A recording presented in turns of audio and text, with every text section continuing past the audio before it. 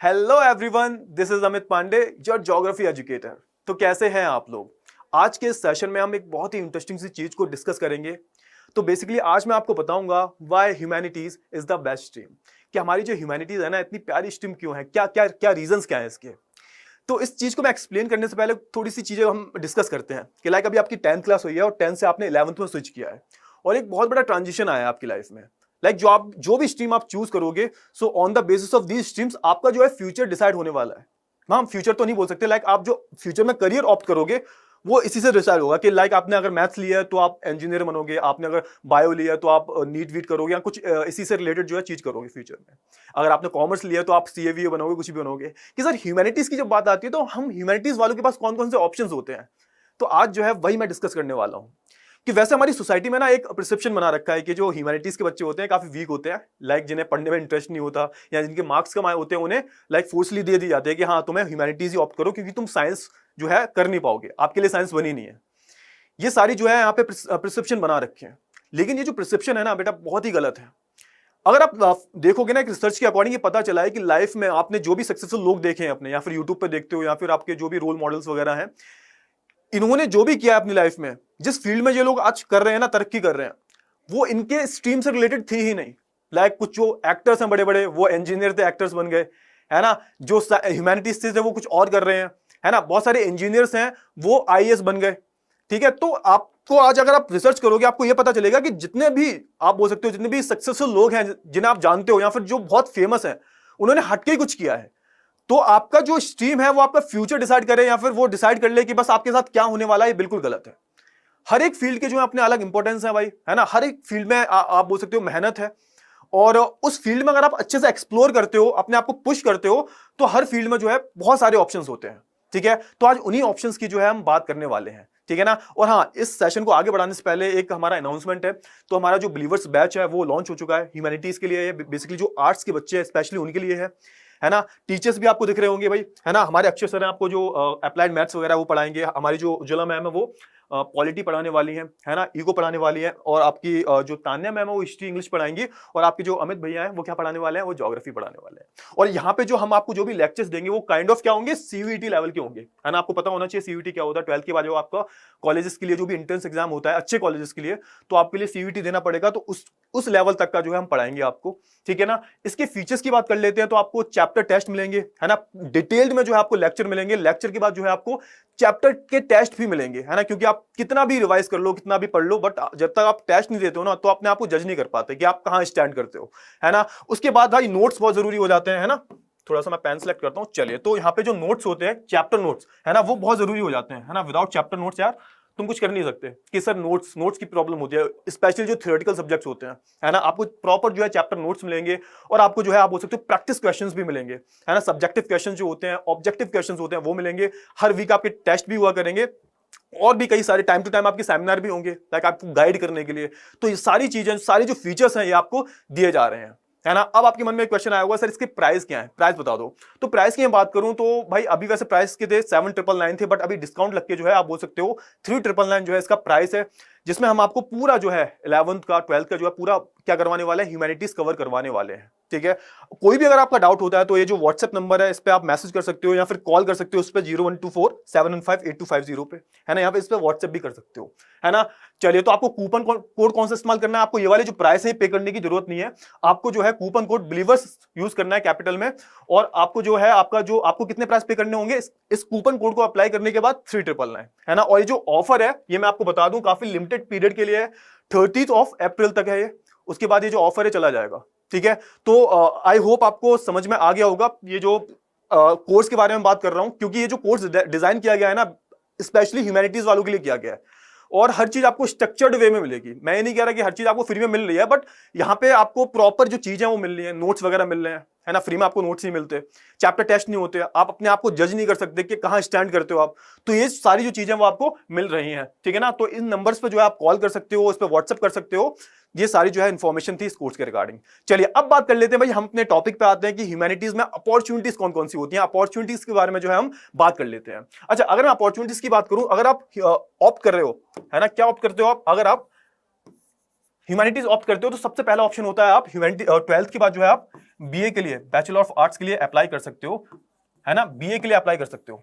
कि सर ये क्या होता है कि 12th के बाद आप ग्रेजुएशन करते हो ना, लोग करते हैं बीएससी करते हैं मैथ्स वाले, है ना, कॉमर्स वाले बीकॉम करते हैं, तो आप इसके बाद जो है बैचलर ऑफ आर्ट्स अप्लाई कर सकते हो। अगर अच्छा कॉलेज मिल जाता है लाइक ड्यू के जो बहुत टॉप के कॉलेजेस मिल जाते हैं, तो यहाँ पे जो है आपको एक फ्यूचर दिख जाता है। देखो अगर आपका ड्यू में एडमिशन हो जाता है ना, और आप वहां पे बीए कर रहे हो, किसी भी सब्जेक्ट से कर रहे हो, स्पेशली हिस्ट्री ऑनर्स से कर रहे हो, इको ऑनर्स से कर रहे हो, तो यहाँ पे आपको गाइड करने वाले बहुत से लोग मिल जाते हैं।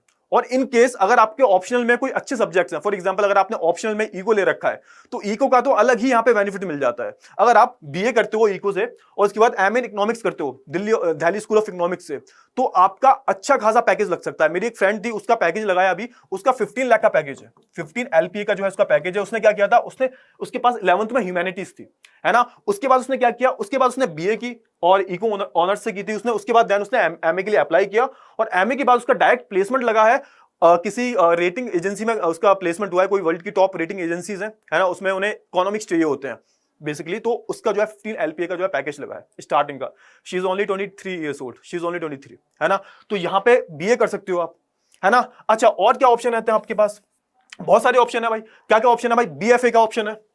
बीएफए ये क्या होता है, बैचलर ऑफ फाइन आर्टिस्ट। अगर भाई आपकी आर्ट बहुत अच्छी है, आपको आर्ट्स में बहुत इंटरेस्ट है, तो आप बीएफए कर सकते हो। और पता है इसमें यहाँ पे सबसे अच्छी चीज क्या होती है, यहाँ पे ऐसा आपने देखा होगा ना कि लाइक जो इंजीनियर्स होते हैं वो आर्ट्स करते हैं, आप जो आपको मेन जो स्ट्रीम है जिसमें जाना है, आप उसमें मेहनत करते रहोगे स्टार्टिंग से, तो आपको कितना फायदा देगी। बीएफए करके जो आप कोई भी आर्टिस्ट वगैरह बन जाओगे, तो इसमें भी बहुत अच्छे अच्छे करियर ऑप्शंस हैं।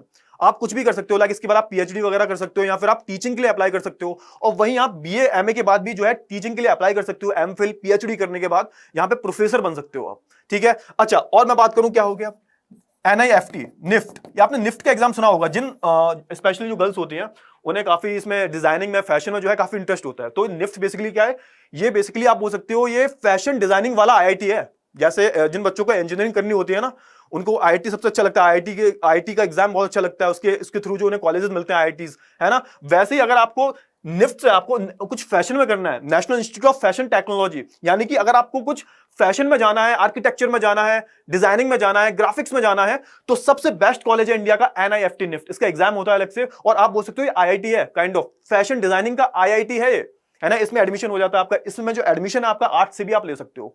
अच्छा अब आपका मन करेगा कि सर इन केस हमें बीच में कोडिंग करने का मन किया, तो एक ऑप्शनल सब्जेक्ट भी मिलता है आपको 11th 12th में, कंप्यूटर साइंस ले सकते हो आप। तो उसके थ्रू आप क्या कर सकते हो, बीसीए कर सकते हो, है ना। बीसीए के बाद आप मास्टर्स भी कर सकते हो, एमसीए।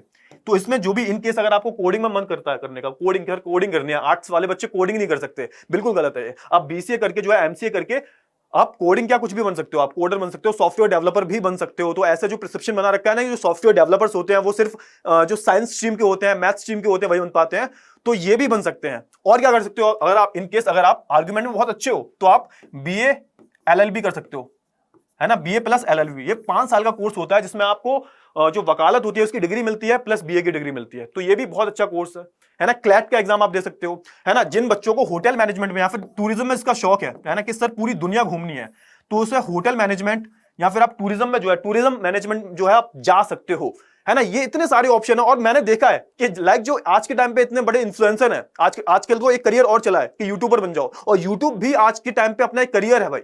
अगर आप यूट्यूब पे कुछ करना चाहते हो तो भाई करना शुरू कर दो, कुछ नहीं करना आपको। क्या करना है आपको बस अकाउंट बनाना है, और जिसमें आपका इंटरेस्ट है वो कंटेंट बनाना शुरू कर देना है आपको।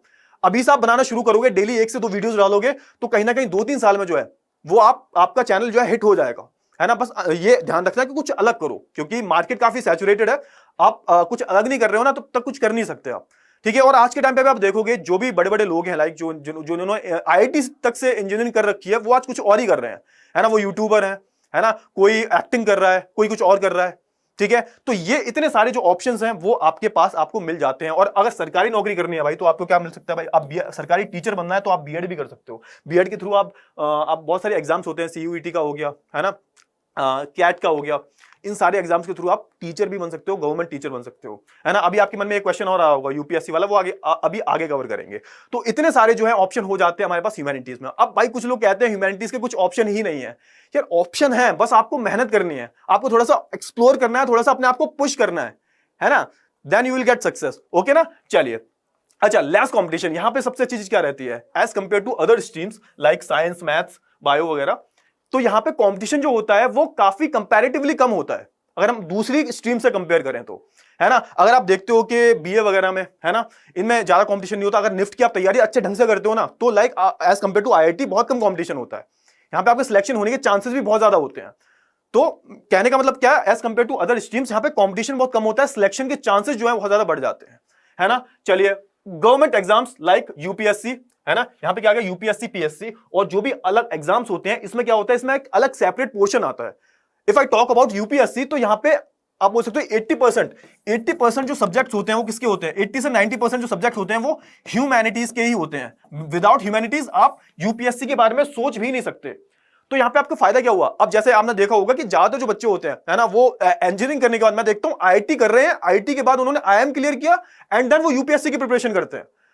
और अगर यही करना था तो फिर आईआईटी क्यों किया यार, फिर तो आपको आर्ट साइड लेनी चाहिए थी। अगर यहां से अगर आप आर्ट साइड चूज करते हो तो आपके पास एक एज है, क्या एज है भाई, कि आप पहले से वो सब्जेक्ट्स पढ़ रहे हो। जो यूपीएससी के जो लोग हैं ना, वो इंजीनियरिंग करने जो इंजीनियरिंग लोग हैं, जो इंजीनियरिंग करने के बाद आईआईएम से एमबीए करने के बाद क्या करेंगे भाई, वो यूपीएससी की प्रिपरेशन करेंगे। और जो आपके सब्जेक्ट जो आपने 11th 12th में पढ़े हैं वो तब पढ़ेंगे जाके आप प्रिपरेशन कर रहे होंगे। तो आपके पास एक एडवांटेज क्या है कि यूपीएससी की आप प्रिपरेशन करोगे तो जो भी आपके सब्जेक्ट्स होंगे उसे सिर्फ आपको रिवाइज करना होगा। और यूपीएससी वालों को जो है आर्ट्स वाले जो बच्चे होते हैं ना, उन्हें प्रेफरेंस ज्यादा दी जाती है। क्यों, क्योंकि उनका जो बैकग्राउंड होता है ना, बेसिकली वो किससे होता है, वो रिलेटेबल होता है ना। लाइक आप हिस्ट्री पढ़ रहे हो, ज्योग्राफी पढ़ रहे हो, है ना, इको पढ़ रहे हो, आप पॉलिटी पढ़ रहे हो, ये सब क्या है, आप ऑलरेडी पढ़ चुके हो। एक बेसिक जो अंडरस्टैंडिंग होती है आपकी ऑलरेडी क्लियर है, जो किसके पास नहीं, जो ये एडवांटेज जो है ना, वो किसके पास नहीं है, इंजीनियरिंग के पास नहीं है, डॉक्टर्स के पास नहीं है, ठीक है। तो यहां पे आपके पास एक ये एडवांटेज भी होता है, ठीक है। और एक चीज और मैंने नहीं बताई, आप एमबीए भी कर सकते हो। एक ऑप्शन और है आपका, क्या ऑप्शन है, एमबीए का। एमबीए का भी आपके पास जो है एक ऑप्शन हो जाता है। एमबीए, सर एमबीए क्या होता है, तो भाई देखो बीसीए जैसा होता है, बीबीए होता है। तो यहाँ पे मास्टर ऑफ बिजनेस एडमिनिस्ट्रेशन, अगर आपको मैनेजमेंट पे जाना है, एक बड़ी पोजीशन पे जाना है कंपनी के लिए, तो आप एमबीए के लिए अप्लाई कर सकते हो। एमबीए में सबसे ज्यादा बेनिफिट क्या होता है कि यहाँ पे जो आर्ट साइड के बच्चे होते हैं ना, उन्हें कॉल बहुत जल्दी आ जाता है। कहने का मतलब क्या है कि एमबीए के लिए आपको क्या करना पड़ता है, कैट की प्रिपरेशन करनी पड़ती है।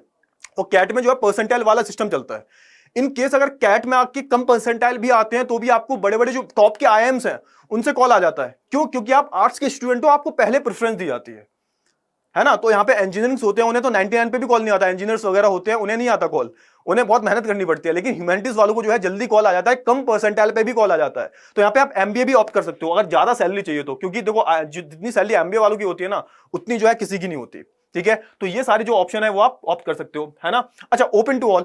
अब यहाँ पे क्या है, बेसिकली जो आर्ट्स के जो भी करियर्स है ना, वो सबके लिए ओपन है।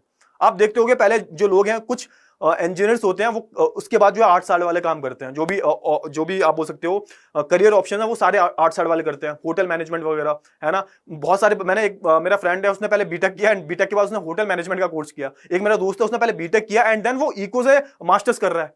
तो ये सारी जो है चीजें हो जाती हैं। तो ये बेसिकली कहने का मतलब क्या है, ये जो हमारा करियर है ना ह्यूमैनिटीज में, ये सबके लिए ओपन है, ओपन फॉर ऑल। कोई भी इसमें जो है अपना करियर आगे बढ़ा सकता है, ठीक है। चलिए, अब यहाँ पे लास्ट क्या है, स्लाइट एज। यहाँ पे क्या एक फायदा है, मैंने ऑलरेडी बता चुका है इसके बारे में। एक आपको फायदा रहता है एज कंपेयर टू अदर जो स्ट्रीम्स हैं, अदर जो स्टूडेंट्स हैं साइंस के या फिर बायो के स्टूडेंट्स हैं, मैथ्स के स्टूडेंट्स हैं, जो भी स्टूडेंट्स हैं ना, एज कंपेयर टू दोस्त तुम्हारे पास एक बेनिफिट होता है। क्यों बेनिफिट होता है, तो मैंने बताया कॉम्पिटिशन बहुत कम है। अब आपको कितने लोग होते होंगे जो क्या ऑप्ट करते होंगे, ह्यूमैनिटीज ऑप्ट करते होंगे। टॉपर्स की बात कर रहा हूं मैं, है ना। तो जब टॉपर्स जो है सारी किस्में रह गए, साइंस स्ट्रीम में रह गए, वहां जो है कंपटीशन पीक लेवल पे है। लेकिन आप क्या हो भाई, आप तो ह्यूमैनिटीज के हो, तो ह्यूमैनिटीज में जो कंपटीशन होगा ना as compare to other streams, बहुत कम होने वाला है। तो ये थे भाई यहाँ पे एडवांटेजेस, क्यों भाई हमारा जो आर्ट स्ट्रीम है वो सबसे बेस्ट स्ट्रीम माना जाता है, ठीक है ना। तो आई होप आपको ये जो पूरा सेशन है काफी वैल्यूएबल लगा होगा, और ऐसे ही सेशन जो है आते रहेंगे, है ना। तो भाई आते रहिए। अगर आप नए हो तो प्लीज चैनल को सब्सक्राइब करिएगा, और अगर सेशन पसंद आया हो तो प्लीज एक बार लाइक भी ठोक दीजिएगा, ठीक है ना। चलिए, तो मिलेंगे हम अगले सेशन में, तब तक के लिए अपना ध्यान रखिएगा। Goodbye, take care.